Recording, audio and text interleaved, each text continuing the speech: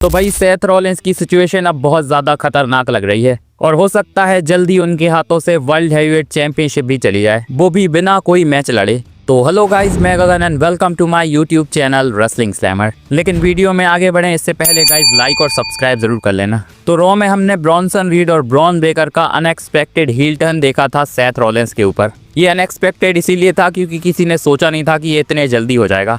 तो अभी जो फाइटफुल सेलेक्ट की रिपोर्ट आ रही है उसके हिसाब से सेथ रॉलिंस के साथ सिचुएशन ठीक नहीं चल रही है और ये जो हमने रॉ में देखा वो पहले से प्लान नहीं था और शायद WWE को इंस्टेंटली ये सब प्लान करना पड़ा, क्योंकि बताया जा रहा है कि सेथ रॉलिंस इंजर्ड हो चुके हैं। क्राउन जूल में हमने उनका एक खतरनाक सा मूव देखा था जहां उन्होंने रिंग के एक साइड से दूसरी साइड छलांग लगाई थी, तो इसी कॉस्ट टू कॉस्ट मूव के चलते वो इंजर्ड हो गए हैं। अभी कुछ और रिपोर्ट्स आ रही हैं जिनका कहना है कि उन्हें शोल्डर कफ इंजरी हुई है। वैसे क्राउन जूल में जब उन्होंने ये मूव किया था उसके बाद लग रहा था कि उनके साथ कुछ ना कुछ गड़बड़ हो चुकी है, लेकिन स्टिल उन्होंने मैच कंटिन्यू किया, इसीलिए किसी ने उन पर ध्यान नहीं दिया। पर क्राउन जूल के बाद सेथ रॉलिंस की कुछ पिक्चर्स भी वायरल हो रही थी जिसमें उन्होंने वो स्लिंग पहना हुआ था। हालांकि हमें रॉ में नहीं दिखाया गया था कि सेथ रॉलिंस इंजर्ड हैं, क्योंकि शायद WWE कुछ अलग ही प्लान करना चाहती थी। तो ये जो हमने रॉ के एंड में देखा वो सब पहले से प्लान नहीं था। हालांकि बाद में ये सब होता ही, लेकिन स्टिल WWE ने ये बहुत ज़्यादा जल्दी करवा दिया, क्योंकि रिपोर्ट्स आ रही हैं कि सेथ रॉलिंस को अब सर्जरी की ज़रूरत है।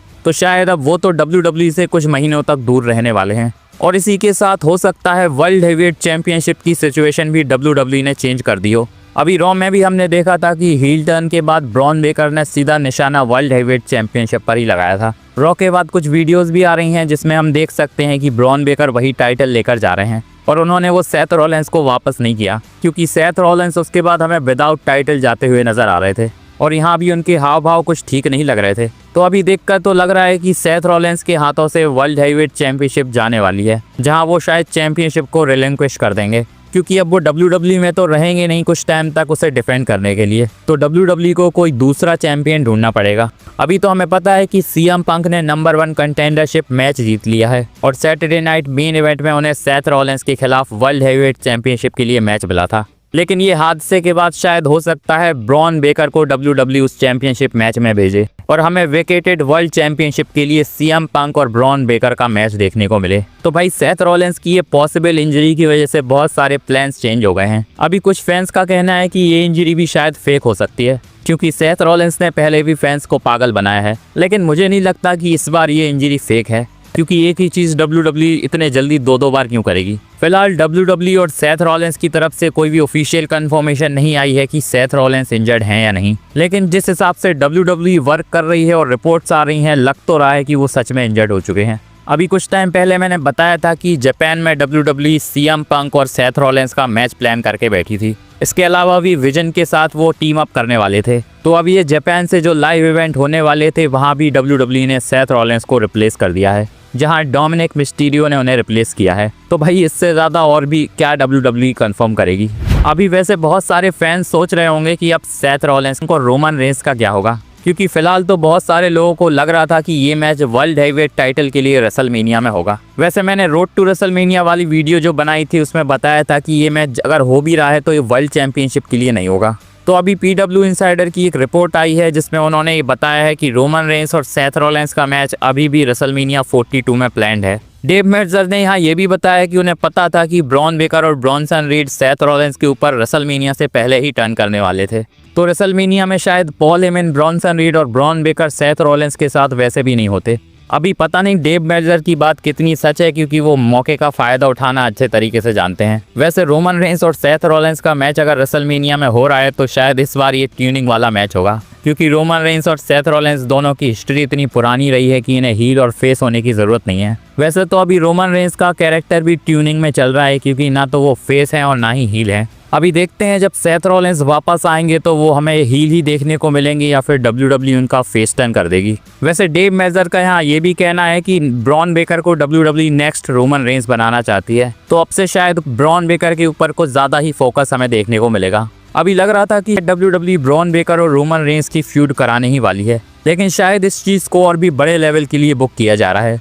क्योंकि ब्रॉन बेकर और रोमन रेंस का मैच बहुत ज़्यादा बड़ा होगा। वैसे एक अच्छा आइडिया है कि अगर WWE ब्रॉन बेकर को वर्ल्ड हैवीवेट चैंपियन बनाकर रोमन रेंस के साथ उनका रेसलमेनिया में मैच कराए। बाकी देखते हैं WWE इनकी फ्यूड कब कराने वाली है। वैसे अभी ट्रिपल एच ने सैटरडे नाइट मेन इवेंट जो कि अब नवंबर में होने वाला है उसका पोस्टर रिलीज किया है और इस पोस्टर का कवर स्टार CM पंक को बनाया गया है। अभी सेथ रॉलिंस की इंजरी के बाद बहुत ज़्यादा चांसेस हैं कि हो सकता है CM पंक को WWE चैंपियन बना दे, क्योंकि WWE को किसी बड़े सुपरस्टार को वर्ल्ड हेवीवेट चैंपियनशिप देने की जरूरत है और फिलहाल CM पंक से अच्छा ऑप्शन WWE के पास होगा नहीं। तो सैटरडे नाइट मेन इवेंट में CM पंक के पास वर्ल्ड हेवीवेट चैंपियनशिप आ सकती है। वैसे CM पंक की बात कर रहे हैं तो जो नेक्स्ट वॉर गेम्स होगा मैंने बताया था कि वो शिकागो से हो सकता है। तो अभी जो रिपोर्ट्स आ रही हैं उसमें डेट भी बताई जा रही है। तो फाइटफुल सेलेक्ट की रिपोर्ट के हिसाब से नेक्स्ट ईयर एलिमिनेशन चेंबर हमें 28 फरवरी को देखने को मिलेगा और क्योंकि CM पंक शिकागो से हैं तो उनका कोई बड़ा रोल हमें इस एलिमिनेशन चेंबर में देखने को मिल सकता है।